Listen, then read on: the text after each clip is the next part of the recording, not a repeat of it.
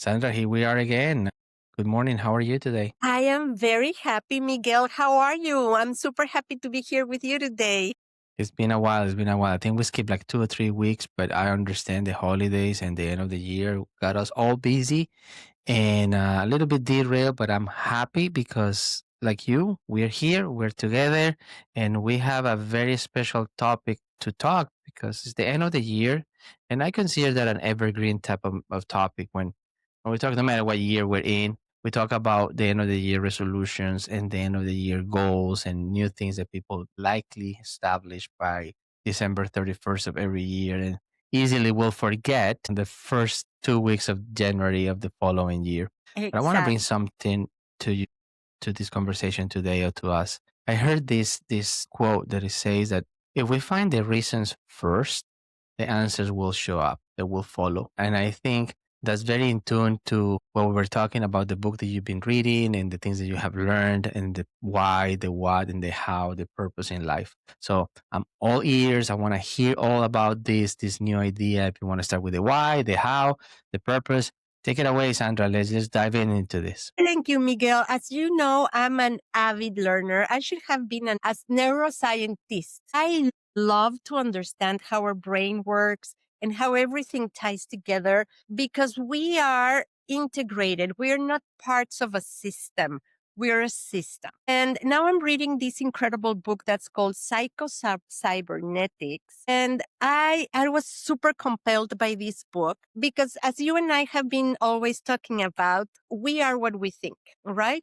Our thoughts, our emotions, our habits, our feelings make part of the big picture. But this concept integrates the human as a whole, including your nervous system, how you learn, how you see yourself, how your self-image influences everything you do, even your goals. So we will wrap it up very nicely. We will be walking through this with the different concepts, but we usually leave or lose the plan because we really don't understand the goal, or because we don't have a goal that speaks to us in terms of who we are, or we don't understand how to go forward with the goal. And I love this because it ties together the why, the how, the who, and the where, understanding you as a person, as a complete system, not just as a goal. And what I loved about this book, the name is Cybernetics, is that it talks about how even our nervous system, that my psychotherapist says that we should call it our peaceful system, not our nervous system, how our nervous system aids us in the achievement of a goal and how we learn. So it talks about how we are a whole that's integrated and that has a lot to do with how we see ourselves, with our self-image and how we learn. Right? So I was telling you that it's super important. And this really got me when in the book, the author says that we are not created to have a bad self-image of ourselves. We invent that bad self-image from as when we're born. We cannot say, "Oh my God, I'm so ugly," or "I have a bad nose," or "Look at my ears, and this is horrible." This is something that we learn, but as human beings, we do not have integrator in our psyche, in our brain, in our learning system that we are ugly, that we have defects, that we have weaknesses. We don't have that built-in. We are Yeah, it's not born with us, right? We're born exactly, feeling that way. Is exactly, an image that we create as we grow up and interact with others, right? And create exactly. standards. And the author says that we have creative imagination. And creative imagination is what we need to create a why. Is it's that ingredient, that secret formula for us to have a why and a goal that we want to achieve. And that goal will be intertwined or will be influenced by how we learn, and how we bring all of our senses into the formula, including your nervous system, and how you start growing your prefrontal cortex every time you have a success or you change a pattern or you change a habit. So many times we have talked about patterns, habits, consistency, self-confidence, discipline, but we had never put it together. But when you put it together and understand that, yes, sometimes it's going to be challenging because, I don't like the word hard. It's going to be challenging to achieve a goal, but achieving that goal is part of how we learn and how even our nervous system interacts in that process of growth. I was blown away by that. It sounds that, yeah, and I can see the excitement, and it makes a lot of sense, Sandra. And thinking about, goals and thinking about what people want to do, in a way, is the perfect image of themselves, who they want to become, or what is it that they want to be, right?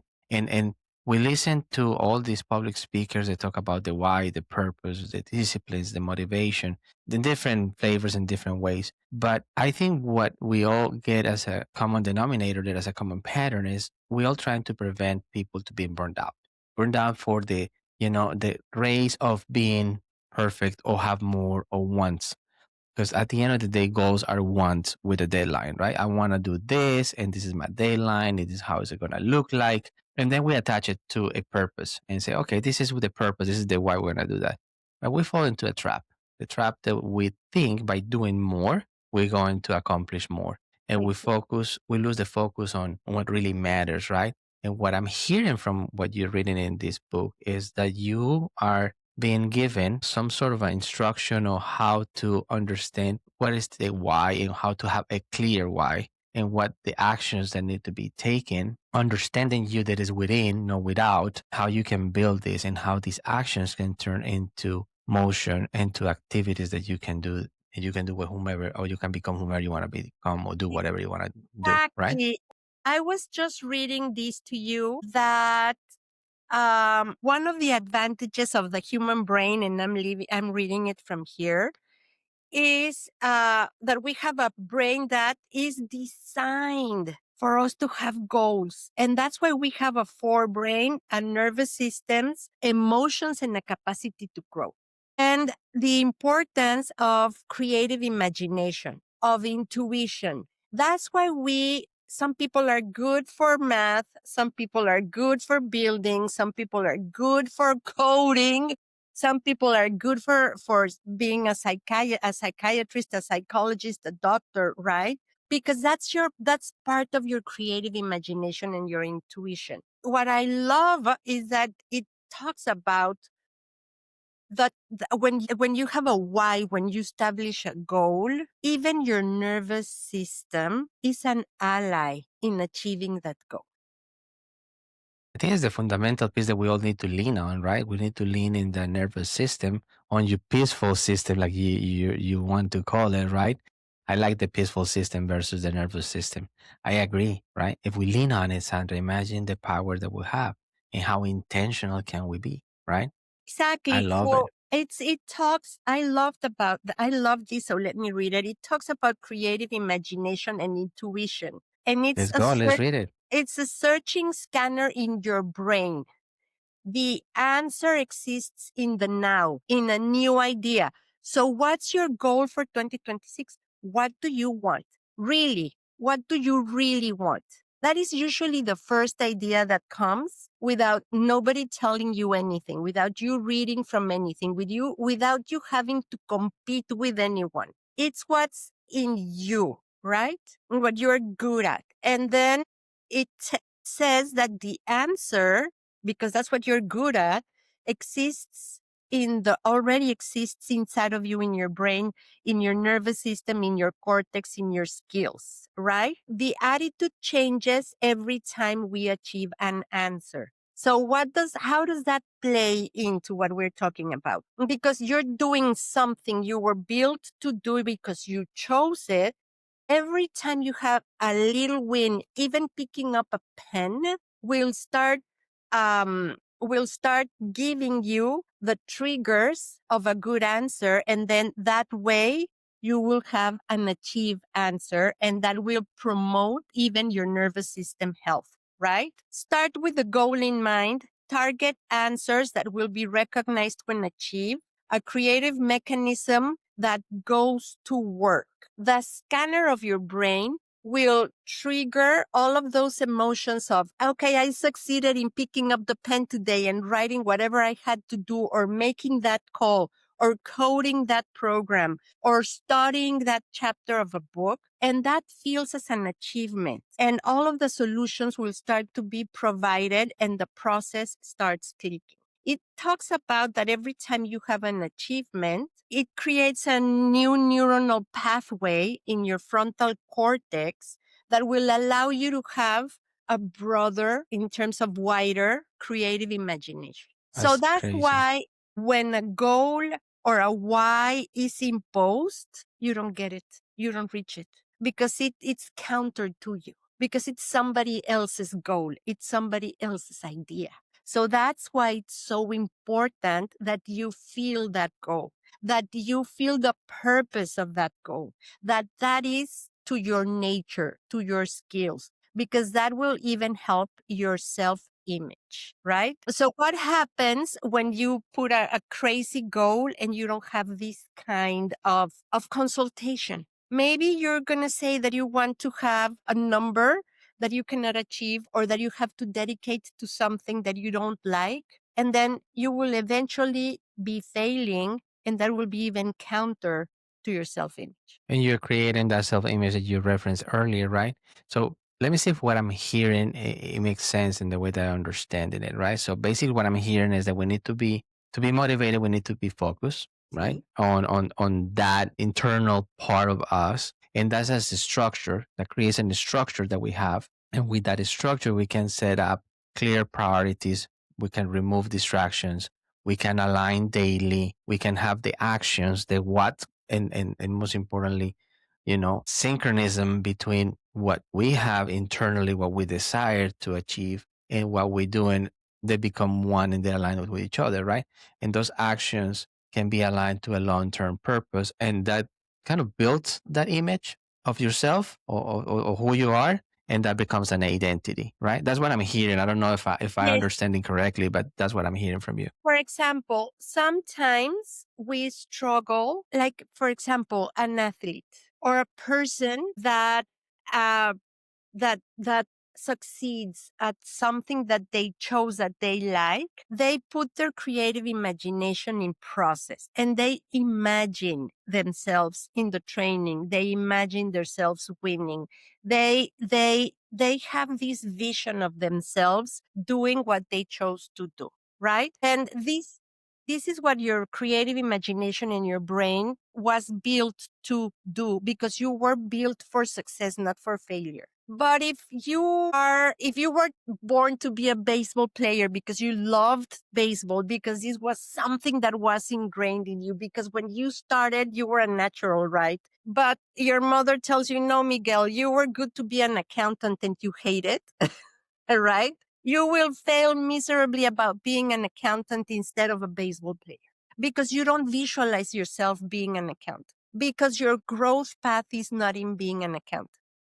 And I loved how this author says that when you really do what you choose to do, because that is where your skills are, you visualize yourself, but not only visualize yourself, you create yourself into that person with it, by getting into action, by moving, by creating the habits, by creating the patterns, by creating the discipline. So you become fast, you become focused. He says that that all of these you have heard this many times, that, for example, a baseball player, a basketball player visualizes themselves like hitting the ball, or passing the ball, or swimming to the to the to the finish line, right? They're visualizing themselves, they're growing. How many times have you heard that a lot of people get good at practicing playing the piano, or playing chess, because they visualize the next move, because they visualize themselves doing it, right? And many times it is one of those things that growing up and learning and developing myself, I thought it was crazy and ridiculous in a way until you get to experience it and live it. And firmly believe that you have to see it first here in order to translate it into something out there, right? It is crazy, Sandra, but it's so true. It is so true. I'm I a testament of it. and me too. For example, I adore coaching. You know it that coaching is like in my heart. I super like coaching. But if you would get me to being a physicist, I would go like, oh my God, don't do that to me, right? I wouldn't be able to do that. I wouldn't imagine myself doing that. So for example, it's really important that you learn to listen to yourself, to that inner voice. When you're creating your why, your goal, make it tailored to you, to who you are in the present, right? And then the rest will follow so that you can visualize yourself, so that you can imagine yourself, right?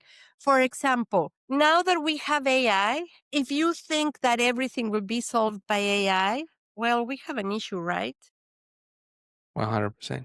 Because it's you that still has to manage the AI. And Because Sandra, that's the antidote, right? Or that's the proof that we have on hand that shows the AI is just a tool. And we just need to use that tool. And it's not going to replace because the emotional part of the human being, it will not be transferred to an AI. It's just a machine. That's it. exactly. So I think that in this day and date, if we grow to where we want to be and we aid ourselves with tools, we just make our skills better. So I would, as soon as you get your ear on this podcast, if you already have a goal, just ask the question again. Is this what I want to do in 2026? Or how can I do it better? Or is this in my nature? Or how will I get to this? And then see yourself doing it. Like ask yourself the question, do I see myself doing this? If you close your eyes, can you see yourself doing what you said that you would do? Right? Or are you like fighting against yourself? And if you have to remember that you were created for success, what does that success look like to you? Yes, and we need to really make sure that whomever is listening to this, not just for 2026, but from the future and the years to come, that they need to understand that a purpose life in life starts within, internally, with your self image. Is that's what is it should be the first step to find that purpose, right? Because that creates clarity, values, emotional alignment, and that when that shows internally, you can definitely transfer it and translate it into an action in a reality externally. It could be through service, leadership, consistency, whatever is out there. I believe that, Sandra, what you brought to us today and what we've been talking, and thank you for sharing that book. I'm going to consume it and devour it. I already have it on my phone, download it. Because you mentioned a few days back, I'm like you, I would love to learn everything that is within, but anything that can add value to my life and most importantly, keep our nervous system at peace with that consistency and that meaningful growth. What is not growing is dying. That is priceless. And I think we need to add it and give it to the audience with your closing remarks and what you want them to hear from you and from your experience as the amazing coach that you are. Thank you. The book is called Psycho Cybernetics by Maxwell Maltz. And this is something a book that I would download today and really listen to it with intention. And most importantly, Miguel, and you and I have spoke about this so many times, is follow who you are today, not who you were yesterday or what somebody told you you were yesterday, and let go of the past. Who you are today, understand that you were built for success. So what do you want to do? What are you good at? What do you feel peace at doing? For example, sometimes when I think about something I don't like doing, I get in a lot of anxiety. And I ask myself, what would you love to do instead of doing this? And the answer comes like that because we were built for success. And when you visualize yourself, the answers will come. But it's important that we put in the intention, the practice, the consistency, the discipline, because it will not happen by magic. And what we have also talked about, who you surround yourself with matters. Who Oh you my surround God, that's so powerful. with matters, right? Absolutely. Exactly. Absolutely. Because if you Yeah. surround yourself with complainers, well, right? Chances are you're going to be a complainer for Chances are sure. you're going to be a complainer. And I think the most important is listen to yourself and ask yourself the question because the answer does not lie outside of yourself, it lies within. And then is when purpose leads, decisions get easier, energy increases, and growth becomes sustainable. And that's what I think the best definition of success is when it feels lighter and it's lighter because it's easy and it's aligned with you, who you are, that image of you, and it's not forced. And like you say, when you've been asked to do something that you don't like, you need to learn to say no and just be you and be independent and be that person that can be happier. And remember that we're not talking about money or positions here. We're talking about the internal alignment of one that can really help them to be amazing, and then money and the other things will follow because when you are your best, it's impossible to fail. Sandra, thank you so much. Thank Thank you, you, thank you, thank you. I Miguel. think this is gonna help a lot of people. I know 2026 is around the corner. We're recording this on December 29 at 11 or 12 p.m., whatever it is, and the time that zone that you're looking at. But it's an evergreen material. I hope people will learn it because this book is not a new book. It's just being refreshed. But I was looking at the history. It has quite a few years out there. It's been quite a few years out there for people to read it, and so relevant, especially in these AI times. And that's what I was telling you. This book was written by a plastic surgeon that started to be interested in neuroscience and that started to consider the human as a whole, not just parts.